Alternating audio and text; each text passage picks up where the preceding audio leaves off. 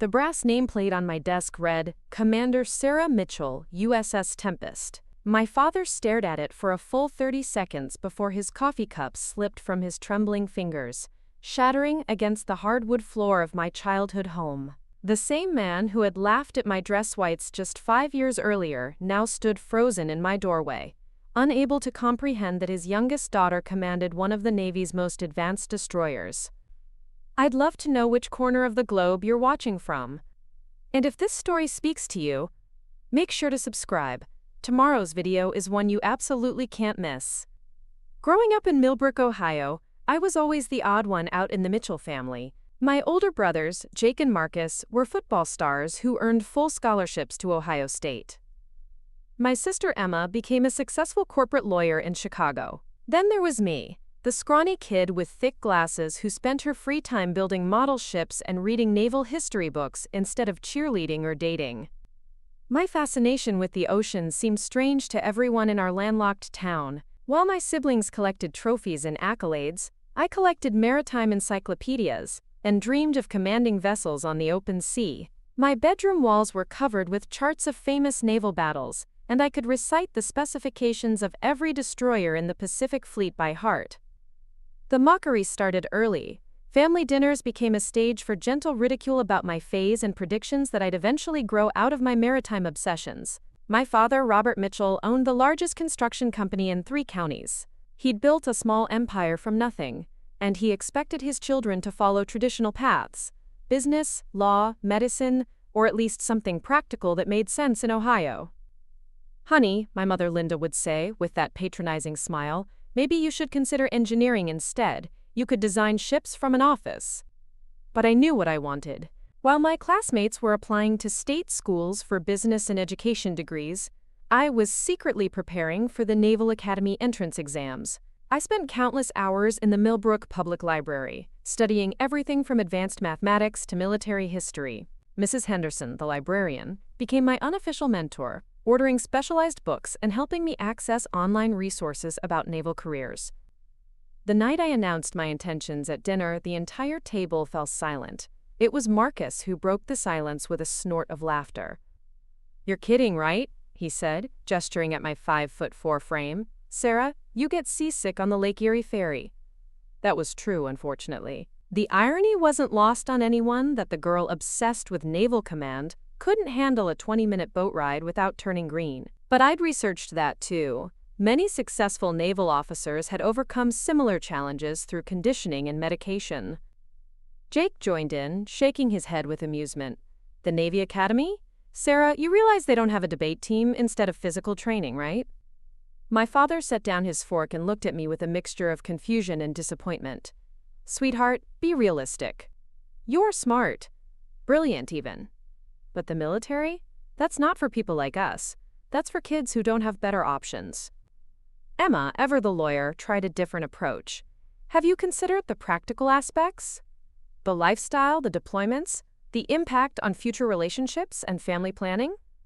Their reactions stung, but they also strengthened my resolve.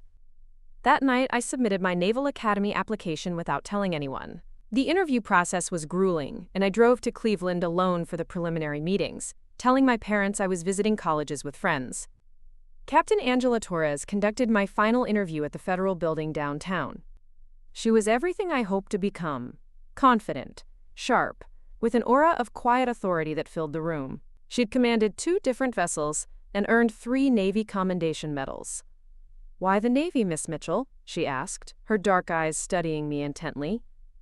I'd practiced this answer dozens of times, but sitting across from her, I felt compelled to be completely honest, instead of reciting my prepared speech. "Because I've always known that leadership isn't about physical size or following conventional paths," I said.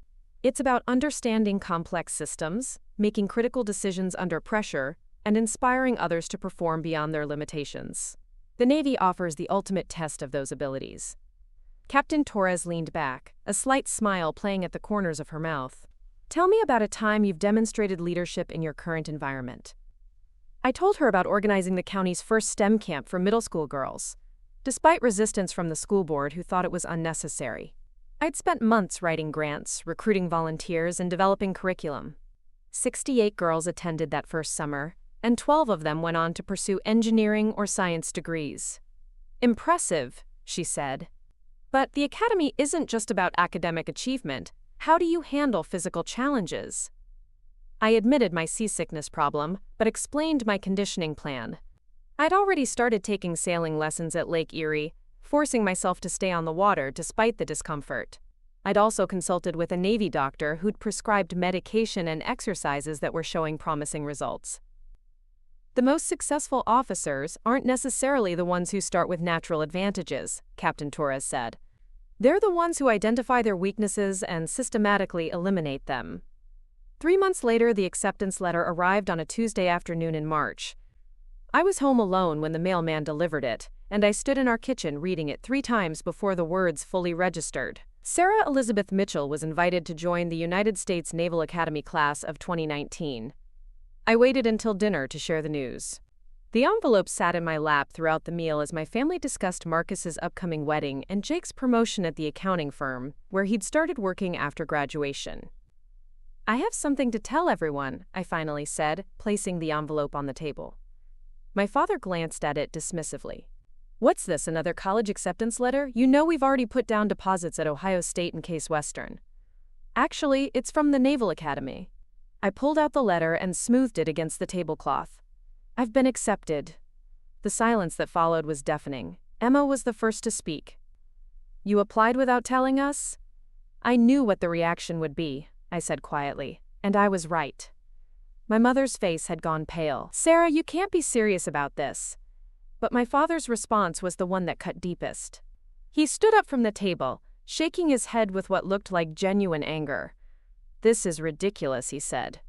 I've spent 25 years building something meaningful in this community. Our family has a reputation here. And you want to throw away your future to play soldier? It's not playing, I said, my voice stronger than I felt.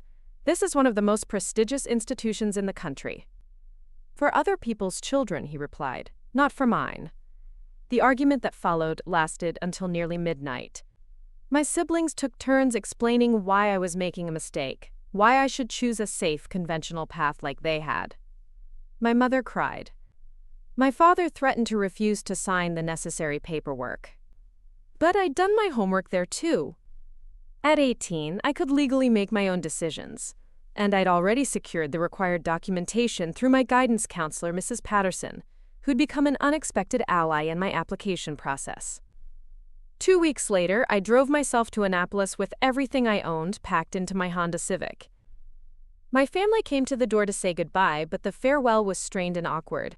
Jake hugged me and whispered, "Call if you change your mind." Emma gave me practical advice about managing finances during training. My mother pressed a care package into my hands with homemade cookies and a letter I wouldn't open until weeks later. My father shook my hand formally like I was a business associate rather than his daughter. "I hope you know what you're doing," he said. As I drove away from the only home I'd ever known, I caught sight of them in my rearview mirror, standing on the front porch looking like they were attending a funeral rather than celebrating their daughter's acceptance to one of the most competitive institutions in America. The doubt crept somewhere around Pittsburgh. Maybe they were right. Maybe I was making the biggest mistake of my life, chasing some unrealistic dream that would end in failure and embarrassment. The car behind me was probably filled with future classmates who'd been preparing for this moment their entire lives, who came from military families and understood what lay ahead. But I kept driving. The first day at the Naval Academy shattered every preconceived notion I'd held about military training. Within 30 minutes of arrival, I was standing in formation with 1,200 other plebes, watching upperclassmen demolish the confidence of future officers with surgical precision. "Plebe Mitchell," the voice belonged to Midshipman First Class Rodriguez, whose intensity could have powered a small city. "Where exactly do you think you are?" "The United States Naval Academy, sir." "Wrong. You're in my world now, and in my world you're nothing until you prove otherwise. Drop and give me 20. The push-ups came easier than expected. Months of preparation had strengthened my arms and shoulders, though I still struggled compared to the former high school athletes surrounding me. What surprised me wasn't the physical demands. I'd anticipated those. It was the mental chess game that began immediately. A lot of love and effort went into bringing this story to life. If you're enjoying it, we'd be so grateful if you'd subscribe to our channel. Now, back to where we left off. Every interaction was a test.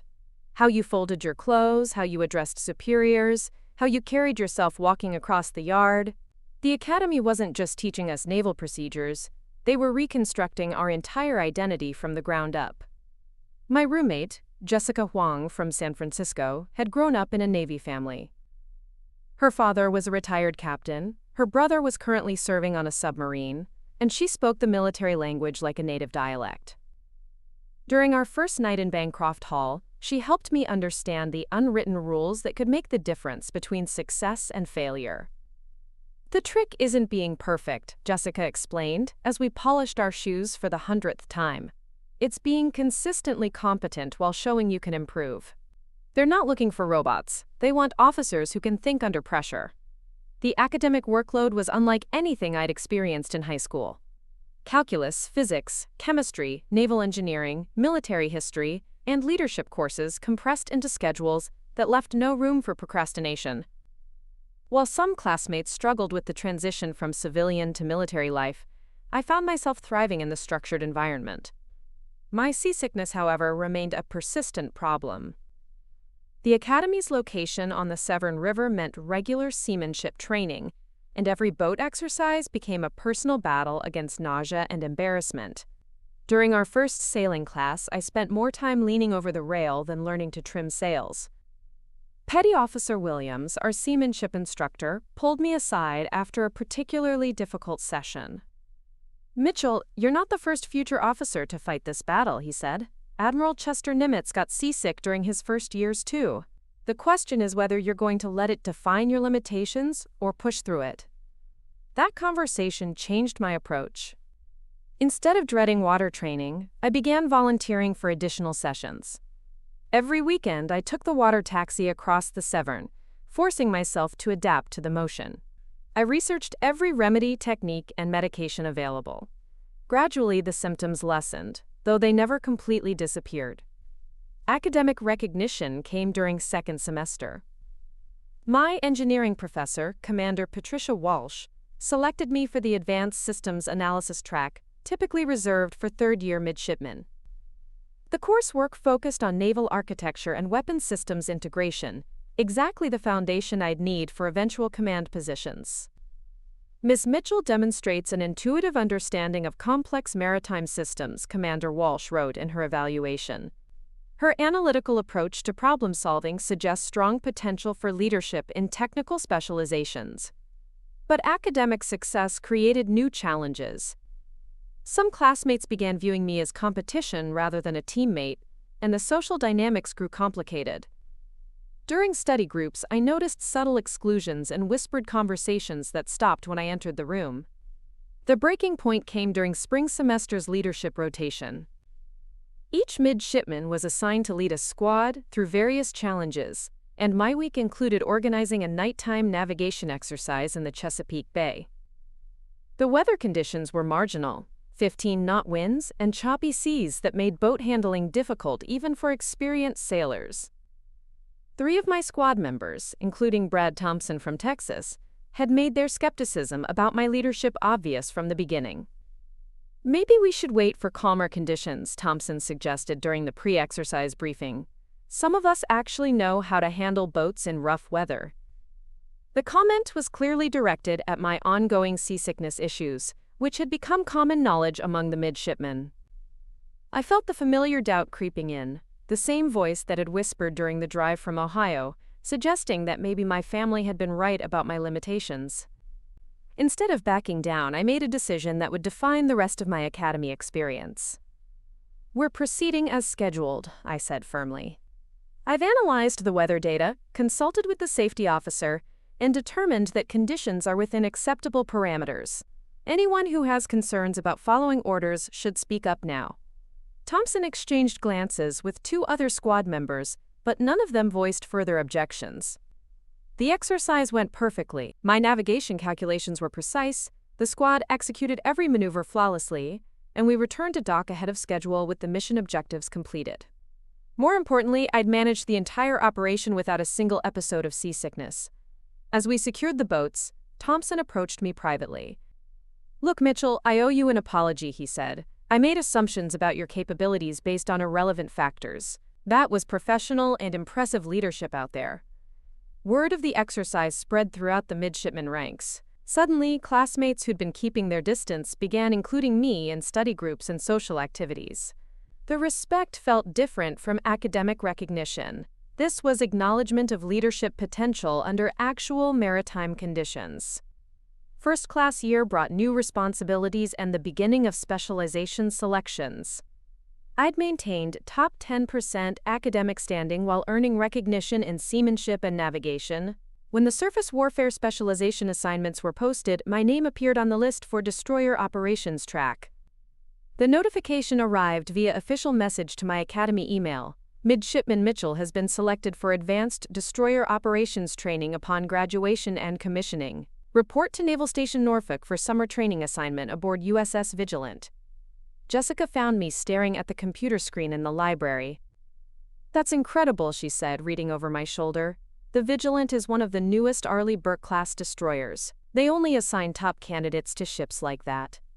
The summer assignment exceeded every expectation I'd held about naval service. USS Vigilant was a technological marvel, 509 feet of cutting-edge warfare capability with advanced radar systems, missile defense platforms, and propulsion technology that could push the ship through heavy seas at over 30 knots. Commander David Chen, the Vigilant's executive officer, became my mentor during those crucial summer months. His approach to leadership was methodical and thoughtful, focusing on understanding every system before attempting to command them. "A destroyer isn't just a weapon platform," Commander Chen explained during one of our frequent evening discussions. "It's a complex organism that requires an intuitive understanding of how mechanical systems, human psychology, and tactical doctrine intersect under pressure." The summer training culminated in a wargame exercise against other naval units in the Atlantic. I was assigned to the navigation team, responsible for plotting courses and managing the ship's position during simulated combat scenarios.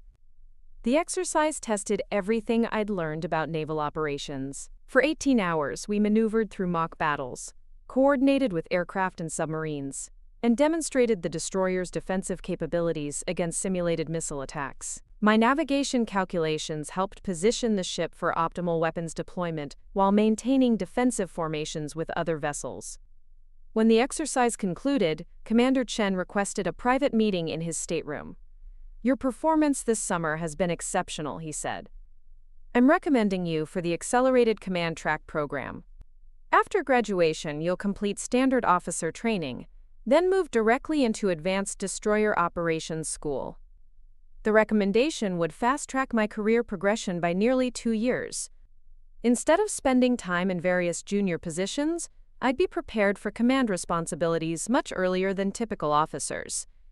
That evening, I called home for the first time in months. My mother answered, and her voice carried surprise at hearing from me. "Sarah, is everything all right?" I told her about the summer assignment, the war games, and the recommendation for accelerated promotion. The silence on the other end of the line stretched long enough that I wondered if the call had dropped. "Mom, I'm here," she said quietly. "It's just, we had no idea you were doing so well. Your father always assumed, well, we thought we'd hear from you when you decided to come home." The conversation continued for nearly an hour. She updated me about my siblings' lives, shared local news from Millbrook, and gradually revealed that my family's attitude toward my naval career had begun shifting as they realized I wasn't coming home with my tail between my legs. "Your father still doesn't understand it," she admitted, "but he started telling people about your achievements. He's proud, even if he doesn't know how to express it." Graduation day arrived with unseasonable warmth for May in Annapolis. The ceremony took place on Worden Field, with families gathered to witness their children's commissioning as naval officers. Looking out at the crowd, I spotted my parents sitting near the back, looking uncomfortable but present. After receiving my commission as Ensign Mitchell, I found them waiting near the chapel steps. My father wore his best suit, the same one he'd worn to Marcus's wedding and Emma's law school graduation. "Congratulations," he said, extending his hand formally. Then, surprising everyone, he pulled me into an awkward hug. "I still don't understand your world, but I can see you've found where you belong." Naval Station Norfolk felt like a different planet compared to the Academy's structured environment. As a newly commissioned ensign, I was thrust into the operational reality of fleet life aboard USS Defiance, an aging destroyer that had seen 3 decades of service across multiple theaters. Captain Michael Torres, no relation to the Angela Torres who'd interviewed me years earlier, commanded the Defiance with old-school intensity. His philosophy was simple: junior officers learned by doing, not watching. Within my first week, I found myself standing watches as officer of the deck, responsible for the ship's navigation and safety during 4-hour shifts that tested every skill I'd acquired at the Academy. "Ensign Mitchell, contact bearing 270, range 4 miles and closing," called out Petty Officer Martinez from the radar console. "Appears to be a commercial vessel not responding to radio calls." The bridge fell silent as everyone waited for my response. Standard protocol required me to assess the contact's intentions, determine if it posed a collision risk, and take appropriate action to maintain safe passage. But the commercial vessel's erratic course changes suggested either mechanical problems or intentional aggressive maneuvering. I grabbed the binoculars and studied the approaching ship. Its profile matched a medium-sized cargo vessel, but something about its movement patterns seemed off. The ship was maintaining a steady approach angle that would bring it uncomfortably close to our position. "Sound general quarters," I ordered. "All hands to battle stations. Helm, come left to course 090, maintain current speed." The decision to sound general quarters for what might be a routine encounter was risky. If I was overreacting to a harmless commercial vessel, I'd face criticism for unnecessary alarm. But my instincts suggested this situation required maximum preparedness.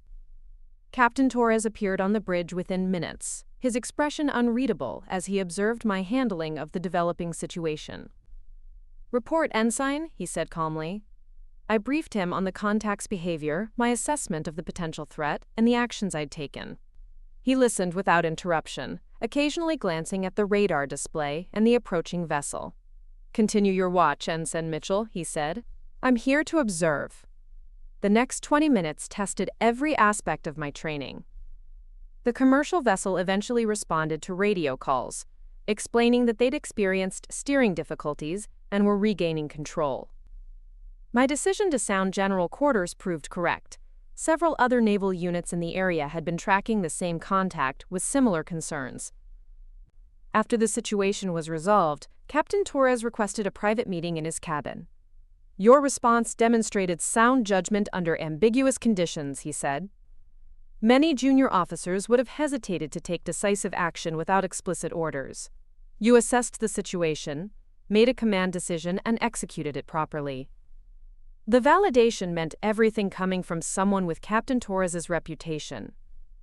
He commanded 4 different vessels and earned recognition for exceptional seamanship during humanitarian missions in the Mediterranean. "I'm recommending you for early advancement to lieutenant junior grade," he continued. "Additionally, I want you to consider applying for the Destroyer Command Track program when you're eligible." The Destroyer Command Track was an elite program that prepared officers for eventual ship command. Selection was highly competitive, typically requiring several years of operational experience before consideration. Captain Torres's recommendation would carry significant weight with the selection board. 6 months later, promotion orders arrived along with transfer instructions to USS Resolute, a newer destroyer operating in the Pacific Fleet. The Resolute represented cutting-edge naval technology, advanced missile systems, electronic warfare capabilities, and propulsion systems that made the Defiance seem like a museum piece. Commander Lisa Park, the Resolute's executive officer, became my direct supervisor and the most demanding leader I'd encountered since the Academy. Her standards were impossibly high, her feedback was brutally honest, and she expected perfection in every aspect of shipboard operations. "Lieutenant Mitchell, your navigation calculations are accurate but inefficient," she said during my first week aboard. "You're using textbook methods when the situation requires creative problem solving. Watch how I approach this." She demonstrated a navigation technique that accounted for multiple variables I hadn't considered: ocean currents, weather patterns, fuel consumption optimization, and tactical positioning. Her method reduced our transit time by 4 hours while maintaining optimal defensive formations. Command isn't about following procedures, Commander Park explained. It's about understanding the principles behind procedures so thoroughly that you can adapt them to unique circumstances. Her mentorship style was intense but effective. She assigned me progressively complex responsibilities, from managing weapons systems maintenance to coordinating with air traffic control during flight operations. Each assignment built upon previous experience while introducing new challenges that pushed my capabilities. The breakthrough moment came during a joint exercise with Allied naval forces in the South China Sea. I was assigned as Tactical Action Officer, responsible for coordinating the Resolute's defensive response to simulated air and submarine threats. The exercise scenario involved protecting a civilian convoy while under attack from multiple directions. My role required managing radar contacts, directing missile defense systems, and communicating with other ships in the formation. The complexity was overwhelming. Dozens of aircraft, submarine contacts appearing and disappearing, and constantly changing tactical situations. TAO multiple air contacts bearing 045 range 60 miles and closing fast, reported the operations specialist. Estimated 12 aircraft in attack formation. Simultaneously, sonar detected submarine contacts approaching from the west. The convoy needed protection from both air and underwater threats while maintaining course toward the designated safe zone.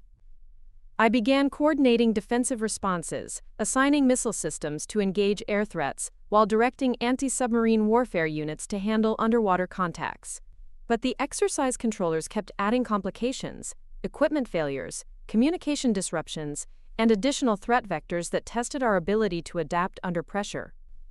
TAO were showing targeting radar from the air contacts. They've achieved missile lock on the lead convoy vessel. The situation had escalated to the point where defensive measures alone wouldn't protect the convoy. I made the decision to recommend an offensive response, launching preemptive strikes against the attacking aircraft before they could release their weapons. "Captain, request permission to engage air contacts with vertical launch missiles," I called out. "Defensive posture is insufficient to protect convoy integrity." Captain Reynolds, the Resolute's commanding officer, had been observing from his command chair. His response would determine whether my tactical assessment was correct or if I'd overstepped my authority. "Permission granted, TAO. Engage at will." The missile launch sequence required precise coordination between multiple systems. I had to calculate intercept courses, account for target movement, and ensure our weapons wouldn't interfere with Allied units operating in the same airspace. "Birds away," announced the weapons officer as 4 missiles streaked toward the approaching aircraft. The simulated engagement lasted another hour, with constantly evolving scenarios that tested every aspect of our training.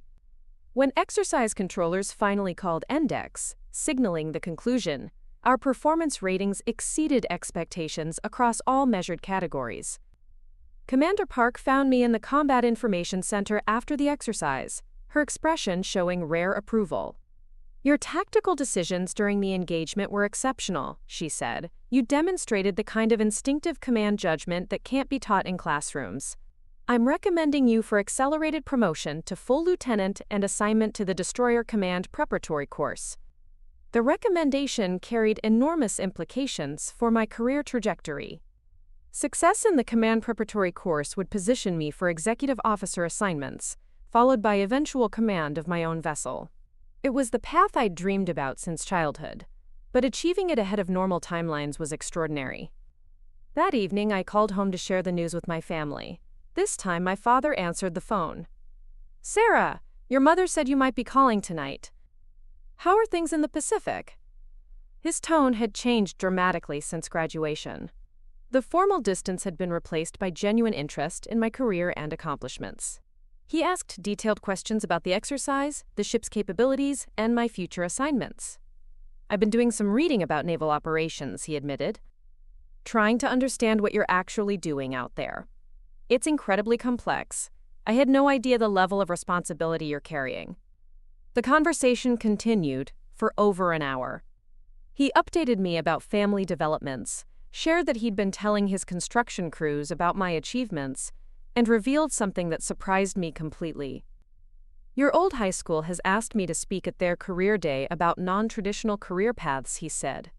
"They want me to talk about how parents can support children who choose unconventional directions." I said yes. The transformation was remarkable.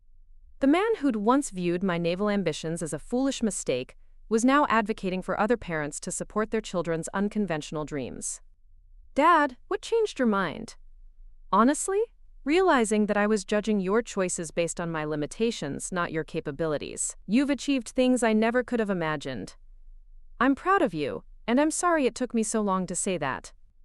3 months later, orders arrived for the Destroyer Command Preparatory Course at Naval War College in Newport, Rhode Island.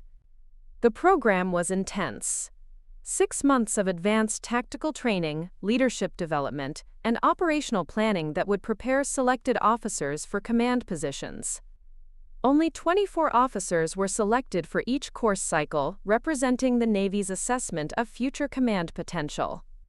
The other participants included some of the most accomplished junior officers in the fleet, many with combat experience and advanced degrees. The coursework covered every aspect of destroyer operations, from engineering systems and weapons employment to personnel management and strategic planning. But the real education came from case studies of actual command decisions under combat conditions. One particular case study examined a destroyer commander's decision-making during a complex rescue operation in hostile waters. This scenario required balancing humanitarian concerns with tactical security, managing limited resources while under potential threat, and maintaining crew morale during extended operations. "The key insight," explained Captain Jennifer Walsh, our primary instructor, "is that command decisions are rarely about choosing between right and wrong options. They're about selecting the best available choice from multiple imperfect alternatives." That principle would prove crucial in ways I couldn't yet imagine. The Destroyer Command Preparatory Course concluded with a comprehensive examination that would determine my eligibility for executive officer positions. The test combined written assessments, tactical simulations, and a final interview before a panel of senior captains who would evaluate my readiness for advanced leadership roles.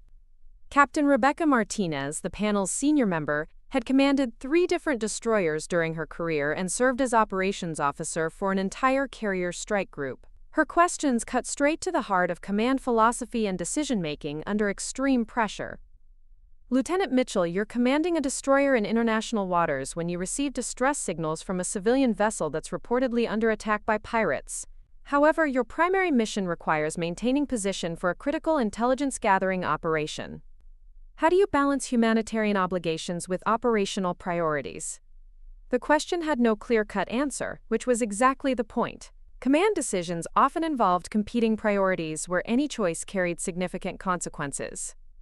"Ma'am, I would immediately assess the specific tactical situation," I replied. "If the intelligence operation could be temporarily suspended without compromising national security interests, I'd respond to the distress call while coordinating with higher command for guidance on mission priorities. However, if the intelligence gathering was time-critical and irreplaceable, I'd attempt to coordinate with other naval units in the area to handle the rescue while maintaining my assigned position." Captain Martinez nodded slightly, then posed a follow-up question that tested my understanding of international maritime law and rules of engagement. The interview continued for 90 minutes, covering everything from crew management during extended deployments to tactical decision-making during multi-threat scenarios. 2 weeks later, the results arrived via official message. Lieutenant Sarah E. Mitchell selected for executive officer assignment aboard USS Intrepid, DDG-78. Report to Naval Station Pearl Harbor for assignment effective the 15th of March 2023. USS Intrepid was a Flight IIA Arleigh Burke-class destroyer, one of the Navy's most capable multi-mission platforms. As executive officer, I would be second in command, responsible for the ship's day-to-day operations while preparing for eventual command of my own vessel. The flight to Hawaii gave me time to research Intrepid's operational history and crew composition. The destroyer had recently completed a deployment in the Western Pacific, participating in freedom of navigation operations and joint exercises with allied navies. Captain James Harrison, the commanding officer, had earned recognition for exceptional seamanship during hurricane relief operations in the Philippines. Pearl Harbor's dramatic backdrop of volcanic mountains and azure waters provided a stunning introduction to Pacific Fleet operations. But the beauty of the setting couldn't mask the serious nature of our mission responsibilities. The Intrepid was scheduled for deployment within 6 months, requiring intensive preparation to ensure crew readiness and system reliability.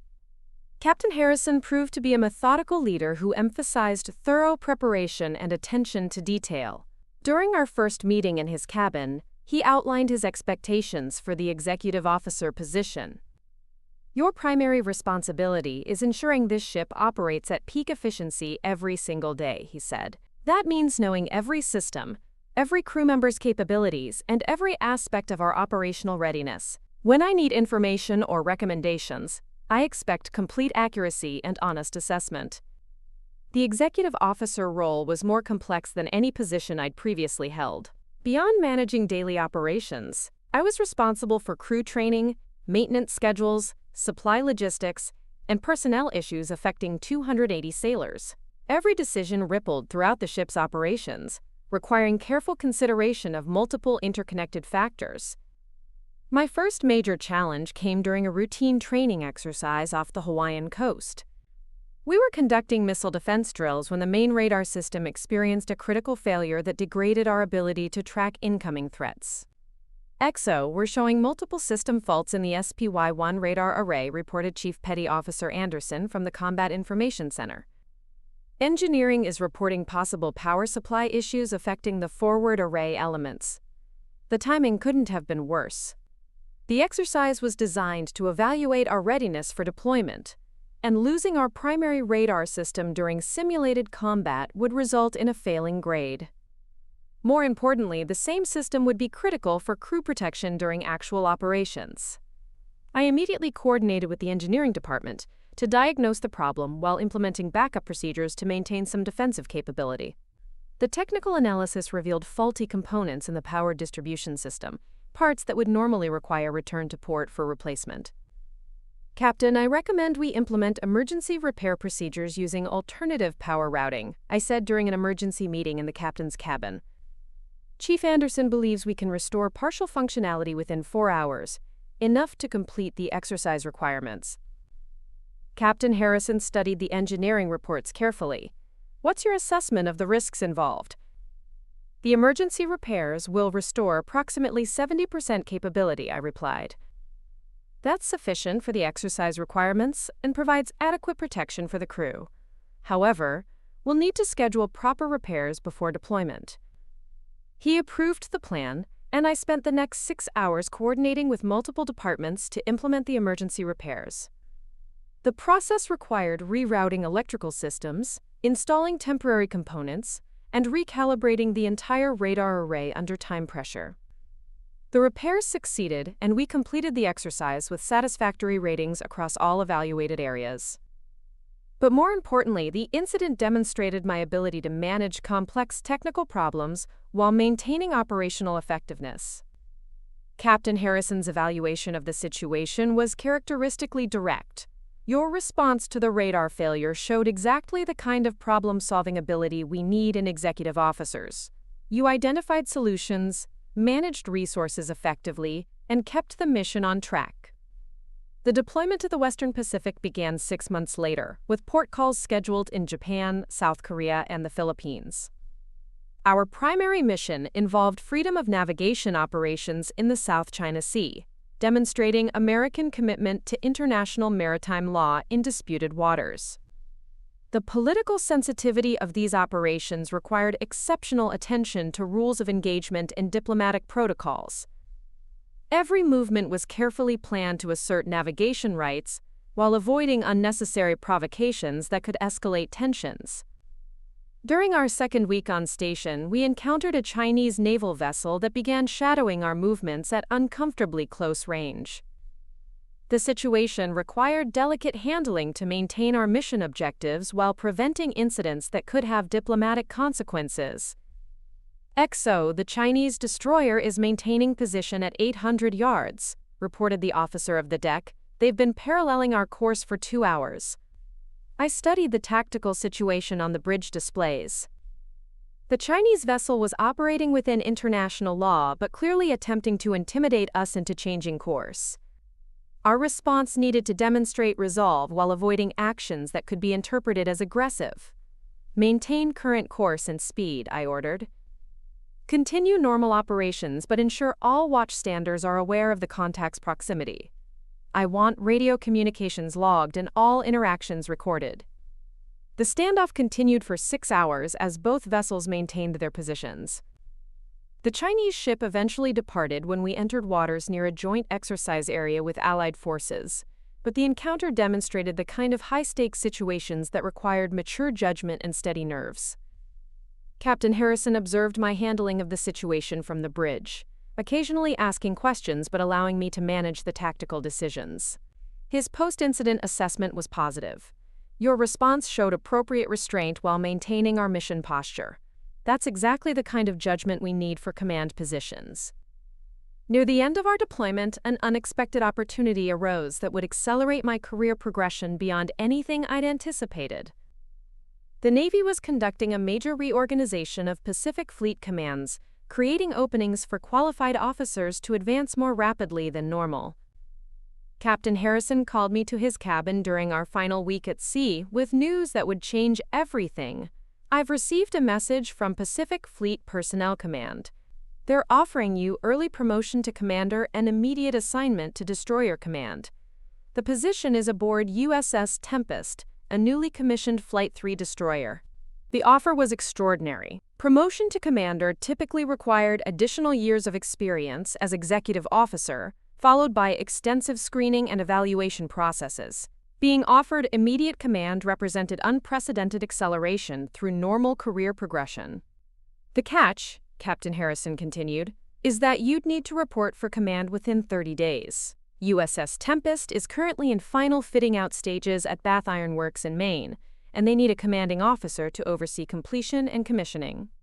The decision would mean leaving the Intrepid immediately after our return to Pearl Harbor, bypassing normal transition periods, and the additional executive officer experience that usually preceded command assignments, but it also represented the fulfillment of every goal I'd set since entering the Naval Academy. Sir, I accept the assignment, I said without hesitation. Captain Harrison smiled broadly. I thought you might. Congratulations, Commander Mitchell. You've earned this opportunity through exceptional performance at every level. The flight home to Maine felt surreal. In less than 5 years since graduation, I'd progressed from ensign to commander and was about to assume command of one of the Navy's most advanced destroyers. The girl who'd been laughed at for wearing dress whites was now preparing to lead 300 sailors aboard a billion-dollar warship. Bath Iron Works in Maine buzzed with activity as USS Tempest neared completion of its construction phase. The shipyard's massive cranes towered over the vessel like mechanical giants, lowering the final components of the most advanced destroyer ever built by the United States Navy. Walking aboard my future command for the first time felt like stepping into the bridge of a starship. The Flight 3 Arleigh Burke-class destroyer represented cutting-edge naval technology, AN/SPY-6 radar systems, advanced electronic warfare suites, and weapons platforms that could engage threats across multiple domains simultaneously. Captain William Foster, the Navy's liaison for the construction project, met me at the gangway with a thick folder containing technical specifications and construction progress reports. Commander Mitchell, welcome aboard your ship, he said with a grin. She's 96% complete, scheduled for commissioning in 8 weeks. The final systems installations are underway, and we're beginning integrated testing of all platforms. The next 2 months became a whirlwind of activity, as I oversaw the completion of construction, while simultaneously building the crew that would operate this technological marvel. Unlike established vessels with experienced personnel, USS Tempest required assembling an entirely new team and training them on systems that had never been operationally deployed. My executive officer, Lieutenant Commander Mark Stevens, brought extensive experience from previous destroyer assignments. During our first planning meeting, he outlined the challenges of commissioning a new class of warship. "Skipper, we're essentially conducting 3 operations simultaneously," he explained. "Completing construction, training a new crew, and preparing for operational deployment. The timeline is aggressive, but achievable if we maintain focus on critical path items." The crew assembly process brought together 315 sailors from across the fleet, each selected for specific technical expertise or leadership potential. Many were volunteering for the prestige of serving aboard the Navy's newest destroyer, while others were assigned based on specialized qualifications. Chief Petty Officer Maria Rodriguez, my new Command Master Chief, had served on 5 different destroyers during her 20-year career. Her experience proved invaluable in establishing shipboard routines and training standards that would ensure crew readiness. "Commander, the key to successful commissioning is establishing clear expectations from day one," she advised during our first senior staff meeting. "These sailors are coming from different ships with different procedures. We need to create our own culture while maintaining fleet standards." The systems integration testing revealed the incredible capabilities built into the Tempest. The new radar array could simultaneously track hundreds of air contacts while coordinating missile defense for an entire battle group. The electronic warfare systems could jam enemy communications across multiple frequency bands while maintaining secure communications with friendly forces. During one particularly impressive demonstration, the weapons team conducted live-fire exercises with the ship's vertical launch system. Watching missiles streak toward distant targets with pinpoint accuracy reminded me why destroyer command was considered the pinnacle of surface warfare careers. "Impressive performance, Skipper," commented Rear Admiral Patricia Campbell, who'd come to observe our progress. "The fleet is eager to get Tempest operational. Pacific Command has already submitted requests for your deployment once you complete workup training." The commissioning ceremony took place on a crisp October morning with full military honors. Hundreds of family members, Navy officials, and shipyard workers gathered to witness USS Tempest officially join the fleet. Standing at attention during the playing of the national anthem, I felt the weight of command responsibility settling on my shoulders. My parents attended the ceremony, having flown from Ohio to witness their daughter assume command of a billion-dollar warship. The transformation in their attitudes was complete. My father wore his American flag lapel pin with obvious pride, while my mother dabbed tears from her eyes during the ceremony. "I still don't completely understand what you do out here," my father said during the reception afterward, "but I can see that it's important. This ship is incredible, and you're commanding it. That's pretty remarkable." Following commissioning, we began an intensive training cycle designed to prepare the crew for operational deployment. The process included damage control exercises, weapons qualifications, navigation training, and tactical simulations that tested every aspect of shipboard operations. The final examination came during a major fleet exercise off the Virginia coast. USS Tempest was assigned to defend a carrier battle group against simulated air and submarine attacks while coordinating with Allied vessels from 3 different countries. The exercise scenario was intentionally overwhelming. Dozens of aircraft approaching from multiple directions, submarine contacts appearing throughout the operating area, and surface vessels attempting to penetrate our defensive perimeter. My role as commanding officer required managing all defensive responses while maintaining position within the larger formation.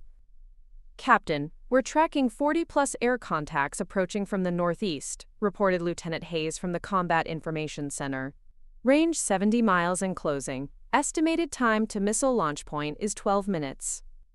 Simultaneously, sonar contacts indicated submarine activity to the west, while surface radar showed fast patrol boats attempting to approach from the south.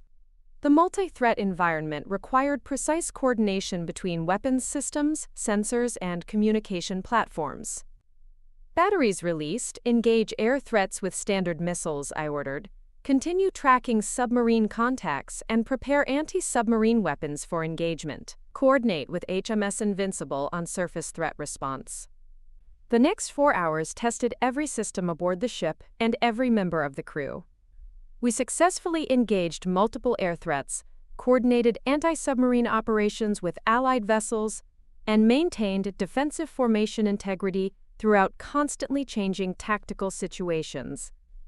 When exercise controllers called NDECs, our performance ratings exceeded expectations in every measured category.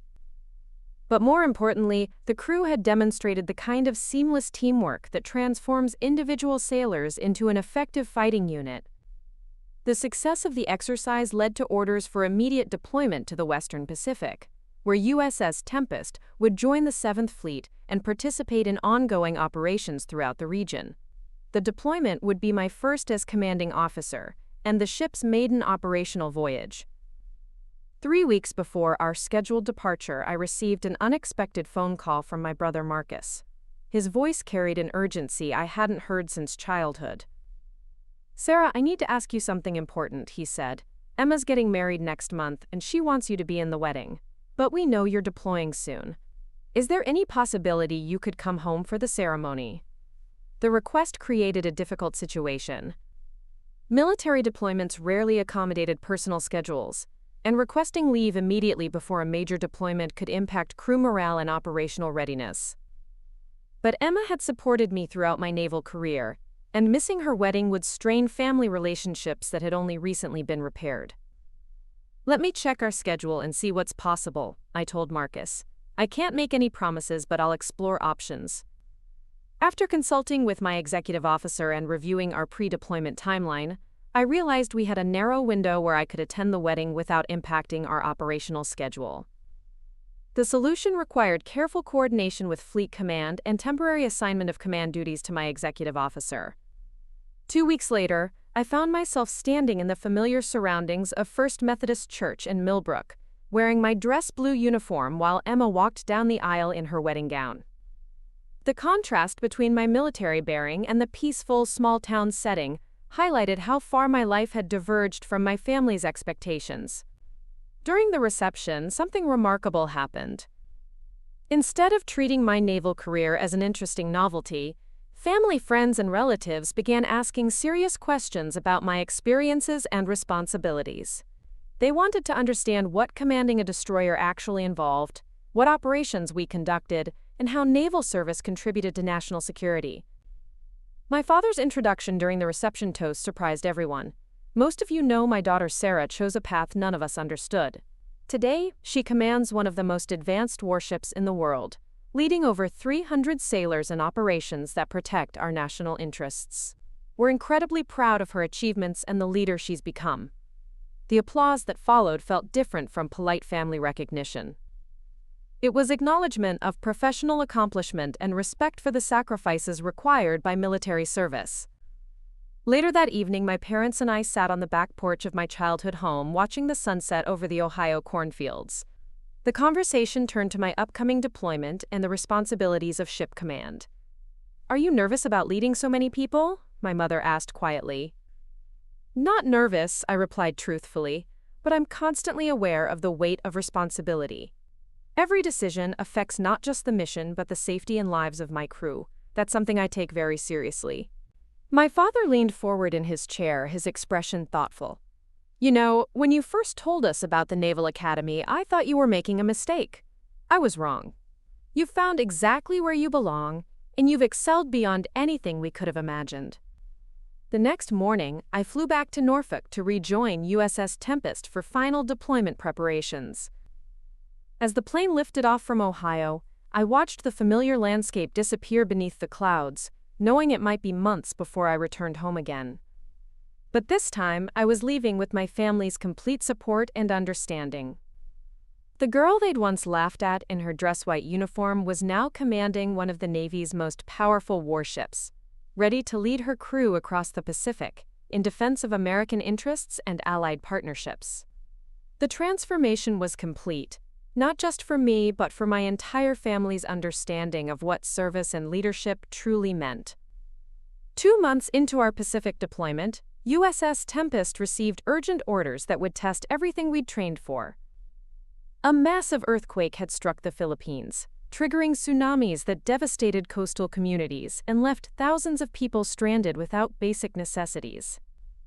Captain, we're receiving emergency tasking from 7th Fleet, my communications officer reported during the morning briefing.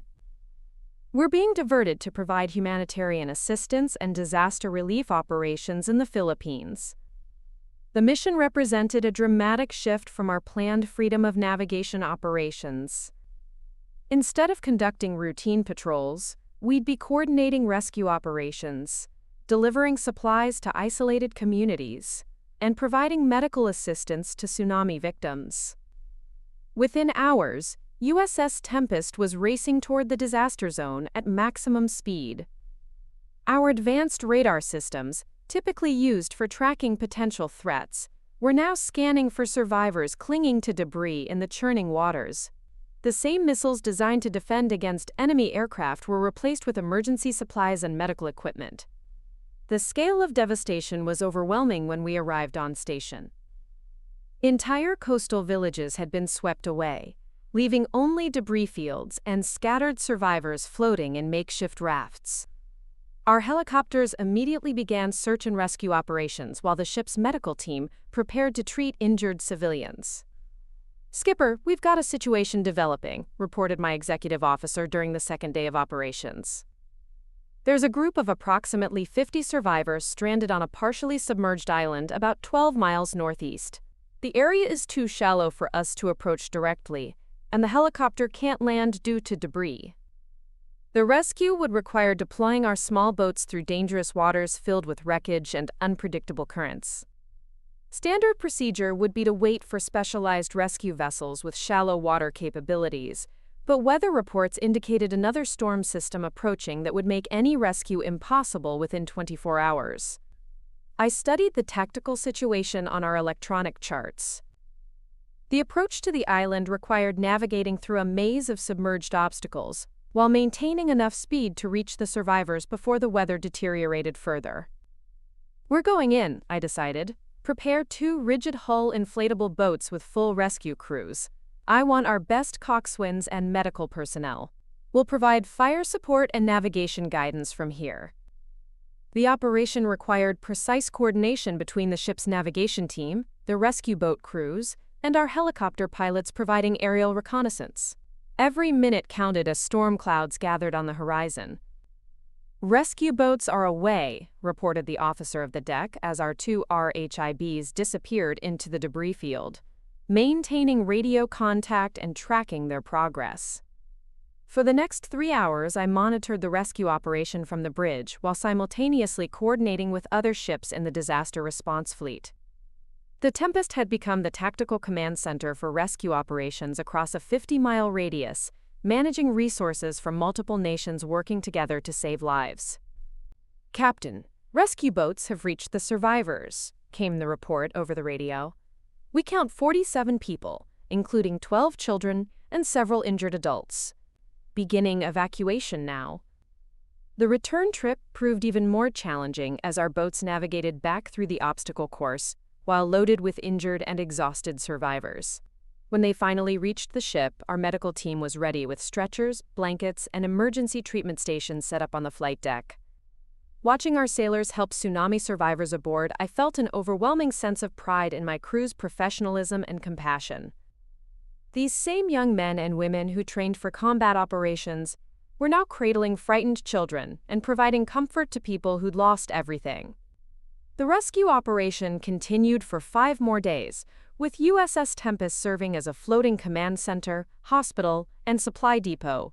We coordinated helicopter flights, managed medical evacuations, and distributed thousands of pounds of emergency supplies to isolated communities. On our final day on station, something unexpected happened that would become the defining moment of my command. A Filipino Navy vessel approached flying international distress signals, reporting that their captain had suffered a massive heart attack and needed immediate medical evacuation. "Captain, the Philippine vessel BRP Raja Humabon is requesting emergency assistance," my communications officer reported. "Their commanding officer is in critical condition and requires immediate cardiac surgery." Our ship's medical officer, Lieutenant Commander Patricia Wells, assessed the situation quickly. "Skipper, we can stabilize the patient, but he needs surgical intervention within 4 hours to survive." the nearest hospital capable of cardiac surgery is 8 hours away by helicopter. The decision required balancing multiple factors: medical capabilities, weather conditions, diplomatic considerations, and operational safety. But there was really no choice to make. A fellow naval officer's life hung in the balance, and we had the capability to save him.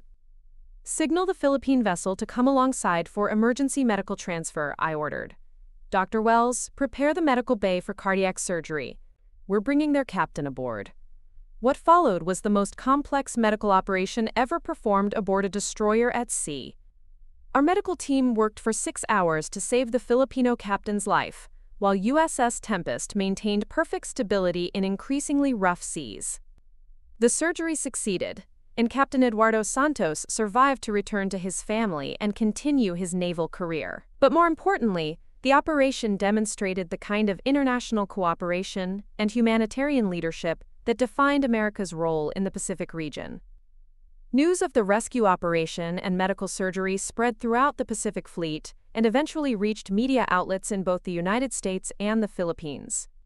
The story captured public attention as an example of American naval capabilities being used for humanitarian purposes rather than military action. 3 weeks later, while USS Tempest was resupplying in Yokosuka, Japan, I received a message that would bring my career full circle. The Chief of Naval Operations was awarding the ship a Navy Unit Commendation for exceptional performance during disaster relief operations, and my family had been invited to attend the ceremony in Washington, D.C. The ceremony took place in the Pentagon's Hall of Heroes, with senior Navy leadership and diplomatic officials from multiple allied nations in attendance. As I stood at attention while the citation was read, I caught sight of my family in the audience. All of them, including my siblings and their families, dressed in their finest clothes and beaming with pride. Commander Sarah Elizabeth Mitchell, commanding officer of USS Tempest, demonstrated exceptional leadership and humanitarian commitment during disaster relief operations in the Philippines, the citation read. Her decisive actions and tactical brilliance saved over 200 lives and exemplified the highest traditions of naval service. After the ceremony, my family gathered around me in the Pentagon corridor, their eyes wide with amazement at the formal military setting and the significance of the recognition I'd received. "Sarah, we watched the news coverage of your rescue operations," Emma said, her voice filled with emotion. "We had no idea you were doing things like that. It was incredible." Marcus shook his head in wonder. "Remember when we used to make fun of you for wanting to join the Navy? We were idiots. What you've accomplished is amazing."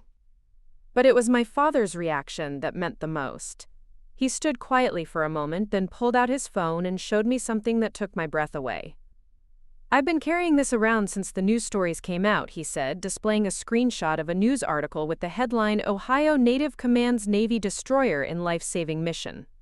"I show it to everyone I meet. I tell them about my daughter, the ship commander." The drive back to my childhood home in Ohio felt different this time. Instead of the uncertain young woman who'd left for the Naval Academy years earlier, I was returning as a decorated naval officer with command experience and a crew of 315 sailors under my leadership.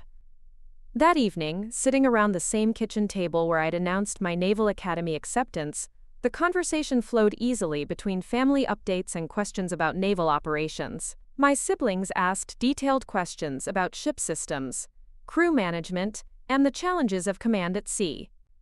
"What's it like having all those people depending on your decisions?" Jake asked. "It's the greatest responsibility I've ever had," I replied honestly, "but it's also incredibly fulfilling. Every day I see sailors performing at levels they didn't know they were capable of. My job is creating conditions where they can succeed and grow." My mother reached across the table and took my hand. "We're so proud of who you've become," she said quietly. "Not just your achievements, but the person you are. You've stayed true to your dreams, while becoming someone who makes a difference in the world." Later that night, I walked through the house where I'd grown up, looking at family photos that now included pictures of me in naval uniform alongside my siblings' wedding photos and career achievements. The contrast was striking. Where once my military service had seemed like an aberration, it now appeared as a natural part of the family's story. In my old bedroom, I found the box of model ships I'd built as a child, still carefully displayed on the bookshelf where I'd left them. The detailed destroyers and cruisers looked almost primitive compared to the technological marvel I now commanded. But they represented the dreams that had carried me from a small Ohio town to the bridge of one of the world's most advanced warships. My phone buzzed with a message from my executive officer. "Skipper, ship is ready for sea. Crew is eager to get back out there. When should we expect you back aboard?" Looking out my bedroom window at the Ohio farmland stretching toward the horizon, I smiled at how far my journey had taken me. The girl who'd once been laughed at for wearing dress whites was now commanding one of the Navy's most powerful destroyers, leading international humanitarian operations, and earning recognition from the highest levels of naval leadership. But more importantly, I'd proven that dreams pursued with determination and courage could overcome any obstacle, even the doubts of those who love you most. "Tell the crew we sail at 0800 tomorrow," I replied. "There's still work to be done." The next morning, as I prepared to return to USS Tempest and our continuing Pacific deployment, my entire family gathered to see me off. The scene was dramatically different from my departure for the Naval Academy years earlier. This time, there were no doubts, no uncomfortable silences, no suggestions that I reconsider my choices. Instead, there was pride, support, and complete understanding that I'd found exactly where I belonged. My father's final words as he hugged me goodbye captured the complete transformation in our relationship. "Come home safe, Captain. Your ship and your crew are lucky to have you." As the plane lifted off from Ohio, carrying me back to my command and my sailors, I reflected on the extraordinary journey that had brought me to this moment. The path from ridicule to respect had required years of dedication, countless hours of training, and unwavering commitment to excellence. But sitting in that aircraft, wearing the uniform that had once been a source of family embarrassment, I knew that every challenge had been worth it. I was Commander Sarah Mitchell, commanding officer of USS Tempest, leading 315 of America's finest sailors in missions that mattered. And my family finally understood exactly what that meant. Looking for more? We've got 2 amazing stories ready for you right on screen. If this one touched you, these are absolutely worth your time. Click to watch them now. And hey, subscribe and hit that bell to never miss our latest uploads.